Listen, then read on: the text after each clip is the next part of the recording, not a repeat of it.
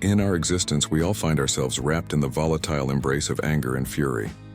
These emotions, like tempestuous storms, can engulf us, leaving destructive traces in our relationships and shattering our dreams.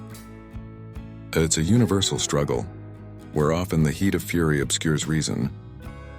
Anger can be defined as a feeling of antagonism towards a person, a situation, or even ideas and concepts. It is usually triggered by frustrations, such as not achieving something one has wanted for a long time, or stressful events, like a hectic day at work or an argument. It's an emotional response, and by acknowledging this vulnerability, we discover a common thread that unites us: the quest for mastery over our own emotions.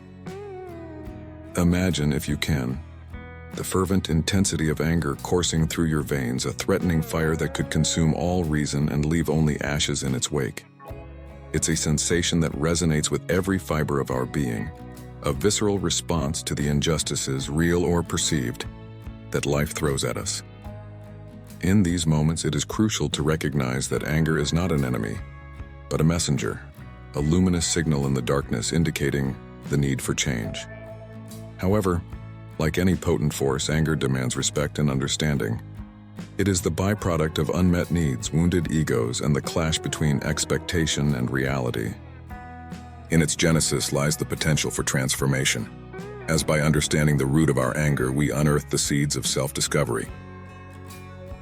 Anger, when dissected with the precision of a surgical scalpel, reveals the wounds we carry within, wounds that, once exposed, need to be properly treated. To navigate the turbulent waters of anger, it is necessary to navigate our own emotional landscape, and this requires courage and honesty. It demands the audacity to confront the inner shadows, to delve into the depths of our own vulnerabilities, and to emerge not as victims of circumstances, but as architects of our own lives. As the flames of fury threaten to consume reason, it's paramount to remember that true strength lies not in the suppression of emotion, but in assertive and intelligent mastery. Although predominantly having a negative connotation, anger also has a positive side. When well managed, it becomes an important catalyst for change and a fuel for motivation. The ancient philosophers spoke of many virtues and called it self-control, where, in the midst of emotional turmoil, one could forge resilience, temperance, and a profound understanding of the self. When the sea is most enraged, the eye of the storm can be reached. Similarly, we can find the eye of our emotional hurricanes where serenity prevails, and from this vantage point, chart a course towards resolution. It's not a surrender to apathy, but a transcendence of turbulence, a deliberate choice to rise above chaos and bring forth inner calm.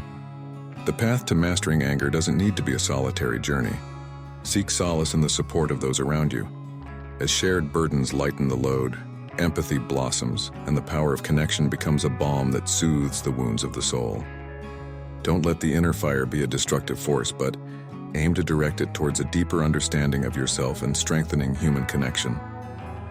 In the mastery of your emotions, discover the truest expression of your strength, a strength that doesn't conquer through force, but through the wisdom of restraint, the resilience of understanding, and the transformative power of self-love. As you embark on this transformative journey, remember that change is not an event but a process, a gradual unfolding of self-discovery. Be patient with yourself, for the evolution of the self is a subtle dance, a symphony of growth. To deal with this emotion, the battleground is your consciousness, and victory lies in the mastery of your own emotional arsenal. Arm yourself not with the weapons of bitterness and resentment, but with the tools of compassion, forgiveness, and self-awareness. They say the greatest battles are not fought on distant battlefields, but in the chambers of the heart and the corridors of the mind.